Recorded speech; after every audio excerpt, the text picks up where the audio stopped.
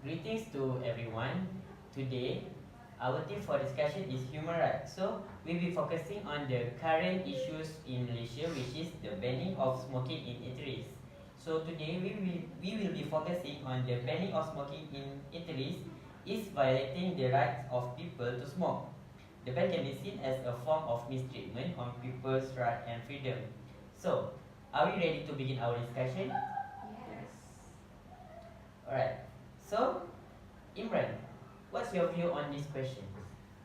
Regarding the topic banning smoking in eateries, I believe that it is not a violation of human rights, because if you want to take it in that perspective, you are also violating the rights of other people to breathe in clean air. So, like, it can be said the same if the smokers want to fight for their stand. We as non-smokers would like to have our rights to breathe comfortably without having any toxic in our body. So that is my view. I have to agree with you because just because they can't smoke in eateries doesn't mean they can't smoke anywhere else. Of course, there are like the ministry.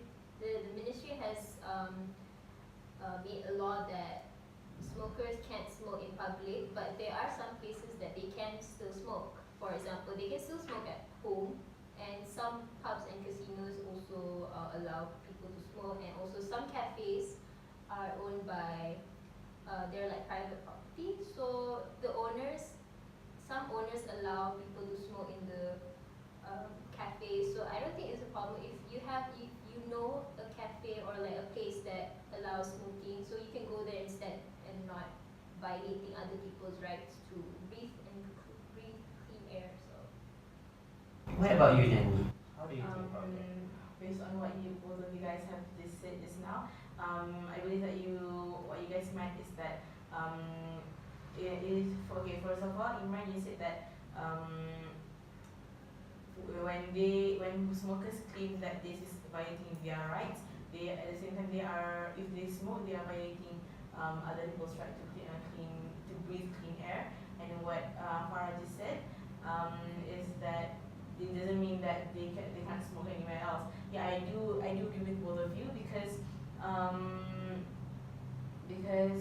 they can still smoke anywhere else, and in my opinion, they can use this as a stepping stone for them to actually stop smoking, because everyone, like usually some smokers, they started as for fun, but they got addicted to it. So when they have this addiction, they tend to feel like whenever somebody is telling them, oh, that it is wrong, they feel irritated with other people when they say that what they're doing is wrong. So they feel like that is why they start blaming people and saying that, oh, they're just taking our rights to smoke and whatnot. So I feel like they should, instead of feeling like their right has just been taken from them, they should use this as a stepping stone for them to change themselves, because like if they want to change, there needs to be a start. Maybe they can start from stop smoking in eateries, and then they can stop smoking in other places too. Yeah, that is what I feel. I agree with all of you.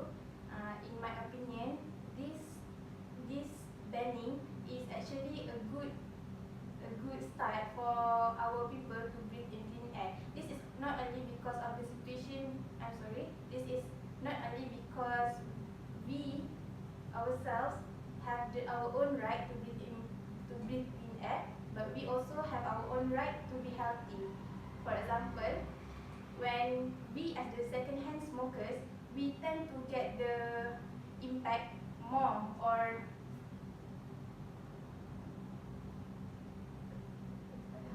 the effect badly compared to the first-hand smoker themselves. So if banning smokers from smoking in eateries can help us to be healthy, then I think it is not violating the smokers' right. Okay. I agree with what are you saying that emphasize the second-hand smokers, because in my point of view, yes, the passive smoker is really an issue now, because why do the smokers say that it is violating their human rights if they need to be 3 meters away from all the eateries? But didn't they think about the others that will become the passive smoker? And I like to emphasize more on babies and children, which is too young, and when they inhale the smoke that released by the smokers, eventually it will lead to cancers at a young age. We will not talk about the younger adults too, because all the passive smoker will eventually will be harmed even more critical compared to the smoker itself. That is true because before this I have read an article which has said that a few years back actually, which has said that when a puff of smoke is being inhaled, only 10% of the toxicity is being absorbed by the smoker, while the other 90% is released to the open air. So meaning that which proves the point that you just said just now, that secondhand smokers they are more affected with the toxicity of the smoke, because 90% of the toxic ingredients are like exposed to them. I would like to add something. Yes, in our point of view, as non-smokers, we believe that it is not violating human rights to ban this smoking. But if we put ourselves in the smokers' shoes, I can understand that why it is violating their rights, because for so many years, no other action has been taken for these smokers. So to suddenly enforce this kind of law is really restricting to them. So that is why they feel this way. They feel that they have been doing this for a long time. Why now? Why not before? So yeah, I can understand why some people bring this issue up, that smoking is actually their right, and to deny their right is offending them. That's my point of view if I were to put myself in their shoes. Alright, so I would like to say something also, like emphasizing on secondhand smokers. I read an article, it says in the US, there's approximately about 2.5 million deaths because of secondhand smokers. Don't you guys feel like, I feel like I question the smokers, don't they feel bad? Because the secondhand smokers, they don't even smoke, and they're like, their death is caused by them. So I feel like if the smokers could be more like have empathy or sympathy towards other people around them, maybe they should do that, because that way they could understand, okay, I should stop smoking and start somewhere, like I should stop smoking, and just like Nani said, it should be a stepping stone, because if I stop smoking at eateries, then I will probably stop smoking in public, and I will stop smoking for the rest of my life. I have to agree with Kia, because like we can put ourselves in their shoes, so why can't they put themselves in our shoes as non-smokers? So we both, as both parties, should really try to understand. Sure, they can smoke, but considerably where they want to smoke, when, the surrounding, children, pregnant women and all. So I believe that everyone has to take action in this, not just smokers. Do you want to add some more? Sure. I want to add some of my point of view. Firstly, if they do not smoke at an open area, they will surely have we as a human being are able to breathe in clean air. This means clean air means cleaner environment, and this is a very important topic to be looked after, since the climate change has been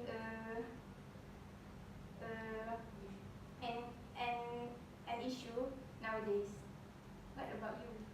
I want to add something to your point, because yes, nowadays we have to deal with climate change and so on, and nowadays also we have based on the statistics released by all these news in TV and television and so on, there are increasing number of people who smokes, and eventually can you imagine that when our world is the global temperature is increasing and people surrounding us is keep smoking and release all that smokes that contain very toxic substances, and eventually it will harm people around us also.